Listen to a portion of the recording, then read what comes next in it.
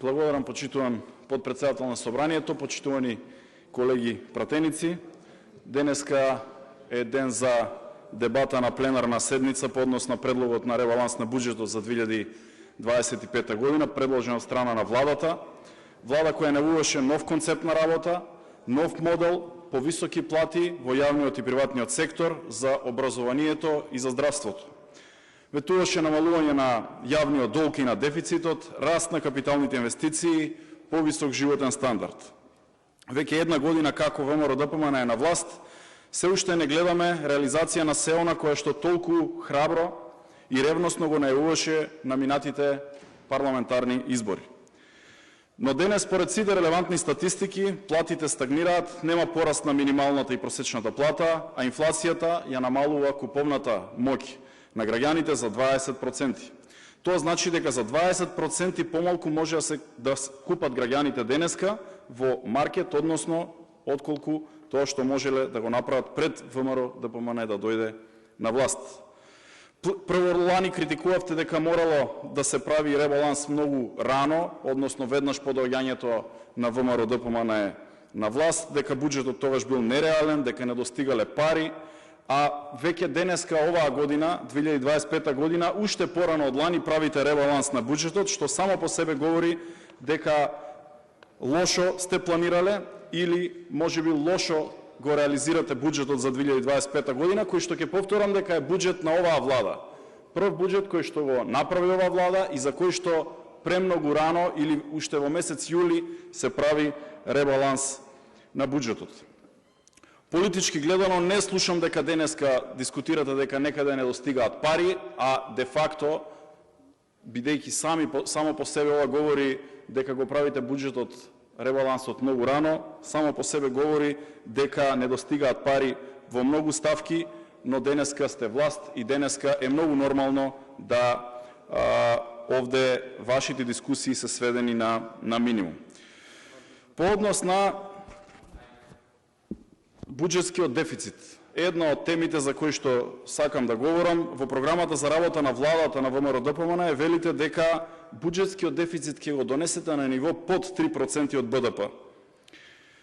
И сега, она кое што го предлагавте во програмата за работа на владата, денеска, еве, 2025 година, една година од доаѓањето на власт, веќе говори дека во самиот ребаланс на буџетот, дека дефицитот ќе биде зголемен на 4%, односно дека дефицитот е 4%, а ветувавте дека ќе го намалите под 3%. И ова е уште едно неисполнето ветување во делот на економската сфера, кое што го ветуваше ВМРО-ДПМН, а денеска се работи сосема спротивно. Значи, ветувавте намалување на задолжувањето, гледаме дека има зголемување на задолжувањето. Ветувавте намалување на дефицитот, имаме зголемен дефицит. Велите дека имаме раст од 3% и дека сме трети или четврти во Европа во економијата, но инфлацијата денеска е 3,7%. Во еден извештај се вели дека е побавно спуштањето на инфлацијата во Македонија отколку во земјите од Европска унија, или веројатно и таму во тој извештај и во оваа мерка и во оваа ставка на инфлацијата сме веројатно трети или четврти, но трети или четврти најлоши во Европа. Во однос на јавниот долг, владата во својата програма за работа најави дека ќе превземе мерки за фискална консолидација, исто така со цел земјата да ја врати патеката на умерено задолжени држави. Понатаму на серија на пресконференции обвинувавте дека претходната влада се задолжувала со дополнителни финансиски средства, но денеска веќе гледаме дека владата веќе не задолжи за 1 милиарда евра од Унгарија и најави преку британскиот договор за уште 6 милиарди евра, што значи дека оваа влада е рекордер по задолжувањето за само една година. Во овој ребаланс дополнително најавувате и дополнителни 500 милиони евра задолжување, нешто што покажува дека процентот на јавниот долг веројатно ќе се зголеми и над 65%. Сакам само да подсетам дека СДСМ ја предаде власта во 2024 година со јавен долг од 55%, кога вие тогаш велевте дека тоа била крајно лоша економска состојба, а денеска веќе е 62,4%, што значи за една година за 7 или 8% поени од БДП го зголемивте задолжувањето на секој еден граѓанин во државата, и тоа е спротивно на сите ветувања кои што ги дадовте. Од она што се гледа дека има продолжување на праксата на проектирање на максимални граници на големо трошење и можеби најголемо од независноста на Македонија до денеска. Според потоците на Народната банка во однос на последниот квартал 2024 година, дополнително странските директни инвестиции се намалени за 261 милиони евра, значи од 397 на 135 милиони евра, или за 2/3 намалени странски инвестиции. Понатаму во буџетот не гледам дека се проектирани парите за големиот проект за пругата Север-Југ, односно по коридорот 10, за кој што најавивте дека ќе започне со реализација најпред во септември месец ова 25 година, па понатаму имаше најава од Министерката за финансии дека би започнала септември или октомври 2026 година. Понатаму не гледаме пари за финансирање на нов експресен пат Кочани-Делчево, или, например, за радови Струмица, Струмица-Ново село, Битола-Ресен, Чашка, Прилеп и така натаму. Се ова се проекти кои што ги ветувавте во вашата програма за работа на владата. Понатаму сакам да дискутирам во насока на предлог буџетот по однос на општинските проекти, кои што исто така ги најавивте, локалните проекти за изградба на патишта, водоводи, канализации од унгарскиот кредит. Патем речено, се уште чекаме да ги видиме оние 250 милиони евра секоја година кои што ги ветувавте и како една пиар кампања се однесуваше ВМРО ДПМН и колегите пратеници дека секоја година, односно за 4 години, тоа се 1 милиарда евра ќе се инвестираат во локални патишта за општините, и тоа 100 милиони евра минатата година, бидејќи беше половина година, а 2025, 6, 7, 8 година постојано ќе се зголемува инвестициите во општините за 250 милиони евра годишно. Но она кое што и лани говоревме дека е пренапумпано како ставка, како бројка и како една пиар кампања, се докажа како точно, и тоа кое што го говоревме на вистина беше така. Односно, реализиравте за 2024 година 0 денари од оние кои што ги најавивте 100 милиони евра за локални проекти во делот на водоводи, канализации, локални патишта и така натаму во општините. А во 2025 година најавените 250 милиони евра ги сведувате во овој ребаланс на буџетот на 115 милиони евра за до крајот на оваа година, но по она кое што се гледа, реализацијата на вистина е слаба и до овој момент, и очекуваме дека до крајот на годината можеби повторно ќе бидат скратени и овие 115 милиони евра. Најавувавте раст на економијата преку големи проекти кои ќе бидат мотор на економијата. Но еве ги бројките.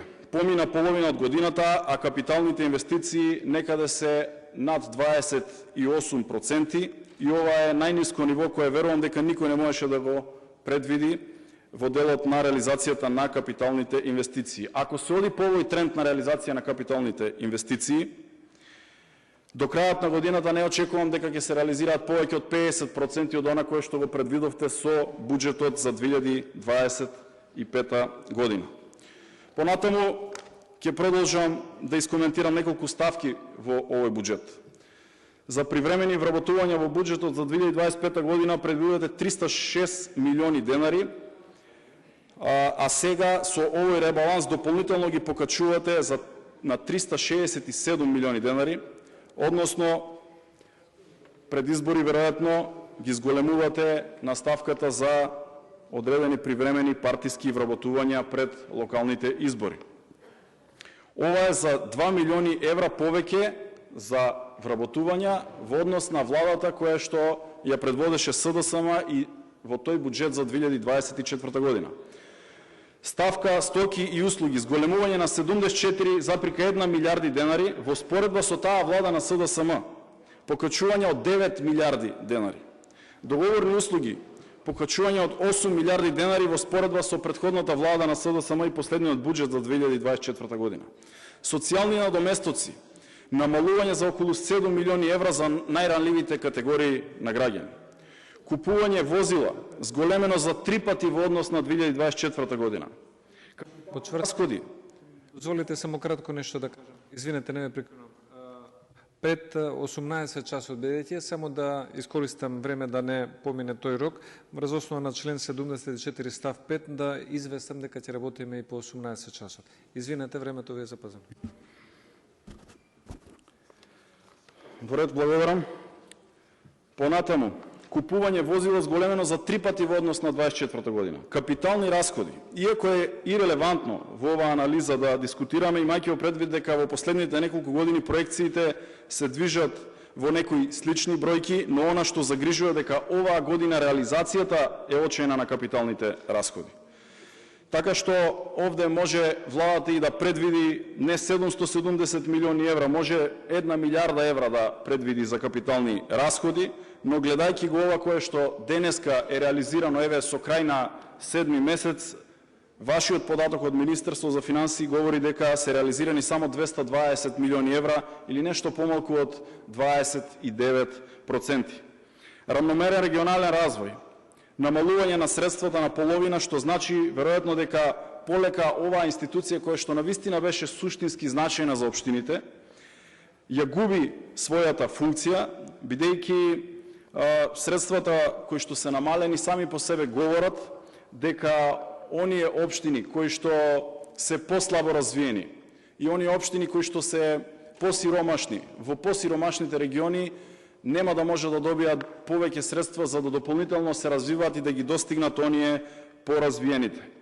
И самата методологија од унгарскиот кредит говори дека она кое што го направи ВМРО-ДПМН и новата влада е дека методологијата за распределба на средствата по општините ја распредели само по и единствено по методологија на глава на жител, што значи дека најголемиот дел на средствата ќе одидат во големите градски средини, а онаму каде што реално има потреба од развој на инфраструктурата и подршка на граѓаните, средствата се кратат. Во образованието намалување за 3 пати за реконструкција за основни училишта, реконструкција на средни училишта, исто така има намалување за 2 пати, изградба на училишни и спортски сали 0 денари, реконструкција на студентски домови намалување за 20 пати од буџетот во 2024 година. Намалени финансиски средства за поддршка на македонското стопанство за 900 милиони денари и наместо да се мотивираат домашните компании, оние кои што вработуваат и треба да продолжат да го зголемуваат бројот на вработените, имаме овде една политика која што ги носи на лизгав терен сите овие компании кои што навистина очекуваат позитивни мерки и политики од страна на оваа влада. Ма затоа има 15 милиони евра за возила, 3 пати повеќе од тоа што издвојувала претходната влада на СДСМ, за мебел речиси исто така 2 пати повеќе. Планирате да им ги земете на околу 70 милиони евра на добрите или силните јавни предпријатија во државата, а со тоа им го нарушувате нивниот план за развој и инвестиции и некаква можност која што имаат за подобрување на услугите на граѓаните, или ова значи дека ако некое јавно предпријатие работело добро, и наместо со тие средства кои што им останале на сметката да ги можеби намалат услугите или да ги употребат тие средства за реинвестиции во тоа предпријатие, сега преку овој ребаланс на буџет и во овој закон се најавува дека ќе им се одземат тие финансиски средства и со тоа односно сите овие предпријатија кои што добро работеле, кои што работеле со некаков профит, домакински работеле, сега ги водите на терен да тие практично во идниот период не работат на тој начин, бидејќи средствата кои што им остануваат на сметка или ги планираат за инвестиции, некој, односно владата ќе им ги одземе. Почитувани присутни, почитувани граѓани, клучно прашање сметам дека кое што треба да го поставиме сите овде, а и го поставуваат граѓаните, е дали после една година власт на ВМРО-ДПМН подобро се живее. Дали цените во маркетите и во продавниците се стабилизирани или не? Дали имаме пониски цени на производите, например на прехранбените производи, на овошјето, зеленчукот, млекото и останатите производи? или практично сите овие производи се на удар на инфлацијата и тоа го чувствуваат граѓаните. На 4 члено семејство му се потребни денеска 65.000 денари за потрошувачката кошница. За храна само му се потребни 24.000 денари во месецот. Односно за еден квартал, за 3 месеци, синдикалната кошница е зголемена за едно семејство за 2600 денари. Се крати на пензионерите на пензиите. 325.000 пензионери, речиси 75% ќе добијат помали пензии од септември заради оваа мерка и политика која што ја предвидува владата. Затоа сметаме дека овој буџет е нереален, неразвоен, без можност за реализација на раст и на развој на економијата, на подобриот животен стандард на граѓаните.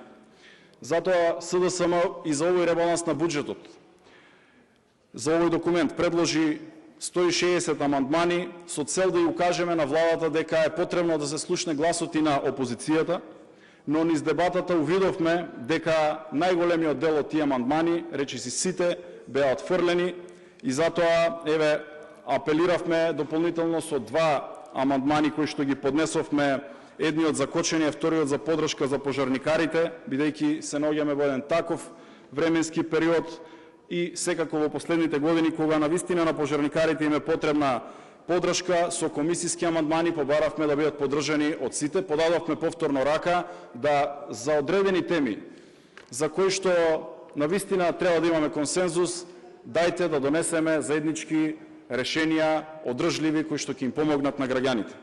Но и за тие 2 амандмани кои што ги најавивме како комисиски амандмани беа одбиени од страна на мнозинството. Затоа се уште цврсто верувам дека доколку има одредени теми на кои што треба да се обединиме, тоа се темите за поддршка на категорија на граѓани на кои што во одреден момент тоа е потребно и тоа треба и власта и опозицијата заеднички да го направат. Бидејќи очигледно не се најде доволно храброст, сенс, па би рекол и доблест од страна на власта да инкорпорира барем дел од овие политики кои што ги предложи СДСМ и коалицијата, токму поради тоа опозицијата, предводена од СДСМ, ќе гласа против овој ребаланс на буџетот. Ви благодарам. Благодарам. За реплика е пријавен претенник